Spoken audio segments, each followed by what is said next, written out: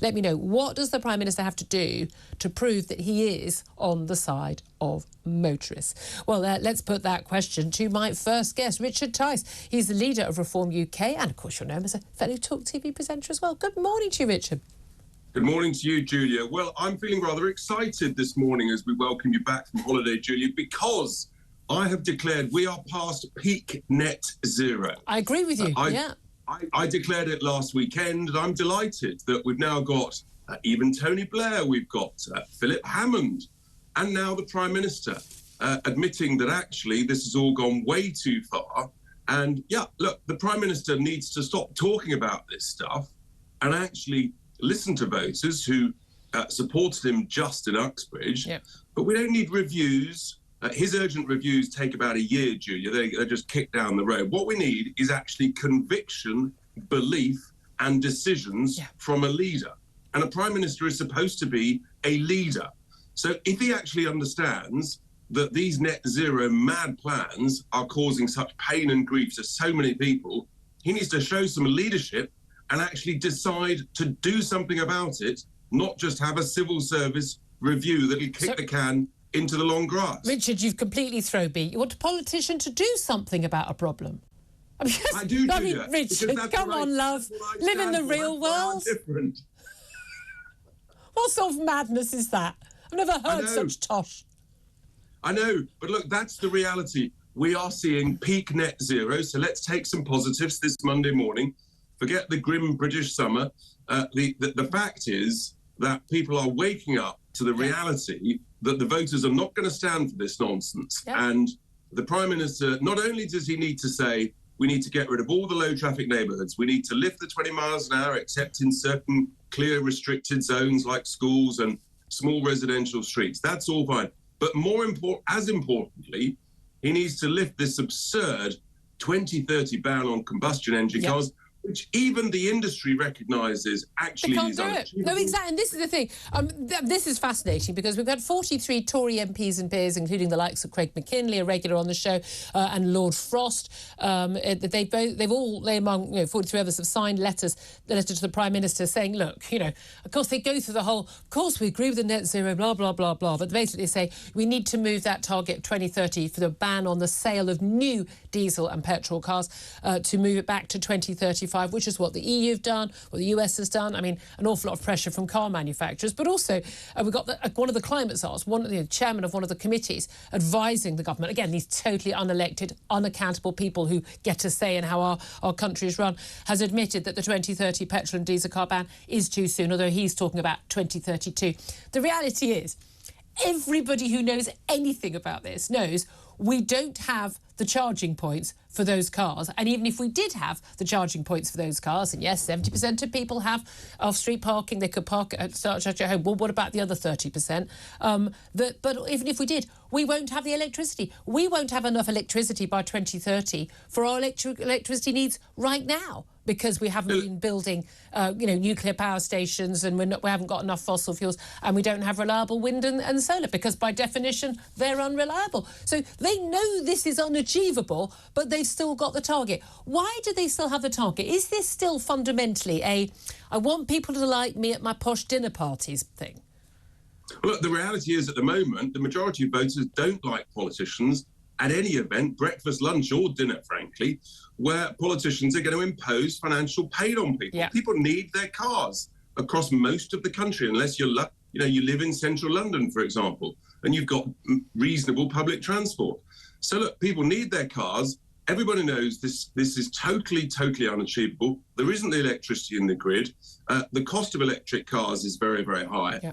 And you look at this, you were talking earlier about the scrappage scheme, for example. What most people are waking up to is, look, if you want a VW Golf that's just compliant with the ULEZ, for example, that's coming in a town near you, that's £3,000 more than the same car that's a month older that's just outside the date. So this is the cost of it. People can't afford it. And I tell you what, Julia, people are going to vote with their feet. They're just starting, and politicians are waking up. And that's why the reality is most of these politicians, they're now copying what I've been saying for about 15 months. This is absolutely true. I mean, I've been saying for a long time, this policy, where everyone says, oh, everyone's in favour of the net zero thing, everyone completely, this is a big issue and they're happy to do what they need to do to save the planet, blah, blah, blah. And I've always said this does not survive a by-election, and it didn't. When it became an issue in the Uxbridge by-election, Boris Johnson's old seat, the Tories only won that seat because of the anti-ULEZ feeling against Labour Mayor of London, Sadiq Khan. And this is the issue. Once people realise the cost, you can't have a new gas boiler, you're going to have, in the 2030s, you're going to have a heat pump, which doesn't work, costs far more, and will never actually get your home warm in the winter. I mean, small point, worth making.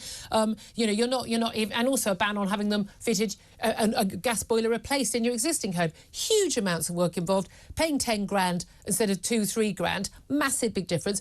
Buying a more expensive car, and also, let's be honest, really, really simple things like this, which is that it's all very well, people can buy second-hand EVs, electric vehicles. Well, think about a second-hand electric vehicle. It's very soon it's going to need to have its battery replaced, and you're looking at 8, 9, 10 grand for that. People just, as soon as people realise the cost to them personally, people are going to put 2 fingers up to this net zero policy. People are quite happy to pay lip service to this and say, oh, yes, I'm very concerned, Oh, this is going to cost you an extra 10 grand. Turns out I'm not that concerned after all. Do you see the new language that's now coming out from politicians? They say we need to be pragmatic and proportionate in this. Amazing idea. This is the beginning of the great slide away from the madness of net zero that you and I have had the courage to lead the way in talking about. And now the politicians are looking for, in the mainstream parties, this new language. As you say, this doesn't survive a general election. There is a huge shift going on. And thank heavens, finally, people are waking up. People are starting to listen to those of us who've been banging this drum. It's completely unsustainable, but it's really serious that they make quick decisions, Julia, because you've got the car companies, they're not investing in new technology for combustion engines. They're starting to lay people off. They're not creating the investment plans in capital equipment. So, this is happening and affecting people's lives now, not in 5 or 7 years' time. Politicians have got to take some proper decisions, show some leadership, and show that actually they really understand the pain that people are suffering. Well, the key thing is this may well become an election issue in 2024 because, of course, our energy security, reliability and affordability is a huge part of why we've got a high inflation right now. A lot of the issues we've got, these are long-term issues, not just Ukraine war, not just lockdown policies. But we've got the Prime Minister today is in North East Scotland. He's going to be giving the green light to some hundreds of new oil and gas licences in the North Sea. I mean, I say big thumbs up to that. This is the sort of stuff that, Just Stop Oil will be choking on their cornflakes this morning because that's the thing they don't want. Yes, exactly. Hurrah! And the Labour Party, Keir Starmer, of course, they said they wouldn't. They're not going to, roll back on any new licences granted before they come into power if they do win in 2024. But they will stop further licences from that point on, which we know will have a catastrophic effect on our energy security, affordability and reliability.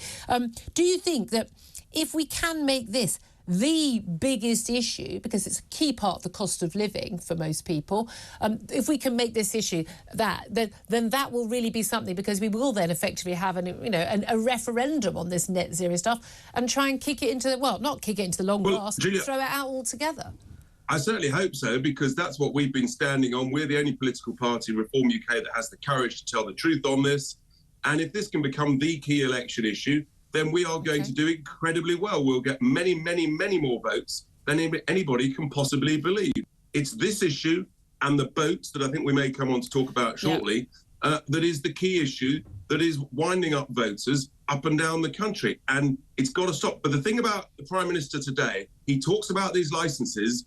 He needs to get them approved and signed this week so that investors in the oil and gas industry know that they can start investing in it under a sensible tax regime, not the current punitive tax regime. Otherwise, frankly, they will go elsewhere and it'll be meaningless. It'll be for the birds. Yeah, that's the thing. A lot of people are tweeting in and texting in, end the talking and start the actual walking, get some action. Absolutely. You mentioned the migrant boats. Just one issue there, which is, I want to come on to Nigel Farage briefly as well. The migrant barge, in particular the Bibby Stockholm in Portland, it hasn't still yet been given the go-ahead. Concerns about fire risk. They're saying it could be a Grenfell style risk. Do you think that's a serious concern? I mean, I don't want people in inhumane conditions. I don't want people in risky conditions, but is that a big issue for you? Look, Julie, it's very simple. This barge has operated successfully around the world for 30 years. Don't tell me that all of a sudden all of the regulations and the issues have changed. This feels to me, of course, it needs to be safe and have the appropriate regulations. I believe that this is the lefty do-gooder lawyers and press people and politicians. They are making hay. They are trying to create a headline on a Monday morning to try and cause mischief and mayhem. That's what I suspect is going on here. But obviously, it's got to pass all the appropriate regulations. But I repeat the point. It's been used for British construction workers for many, many years. They were fine with that. No. Also, by the way, there are still hundreds of thousands of people living in tower blocks right now with Grenfell-style cladding on, unable to get it removed. And they get, Michael Gove is doing something on that front to try and speed that situation up. No one seems to be that concerned about them. Just short on time, Nigel Farage and the debanking scandal. I mean, that has just blown up. Absolutely extraordinary how many people, the thousands of people we know now who have basically told you can't have a bank account or your bank account is going to be closed. We know the difficulty you had at Reform UK. We know Reclaim Party had difficulty. Even Gina Miller with her, whatever they're called this week, with a Nice People party, whatever they're called, they've had trouble getting a bank account. Still a lot of pressure on NatWest after we saw Dame Alison Rose, the boss of the chief executive of NatWest, going.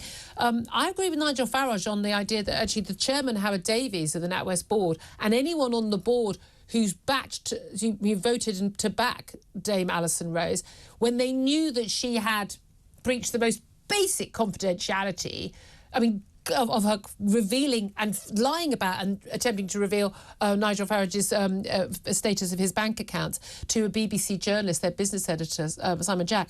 I mean, by definition, not a single one of those board members should still be in a job, should they? Absolutely, and I've been calling for the board to resign ever since they came out with the absurd defending the indefensible of Dame Alison Rose. They failed in their fundamental duty, which is to provide good governance, led by the chairman, Howard Davies. He should be the first to resign. I think watch this space.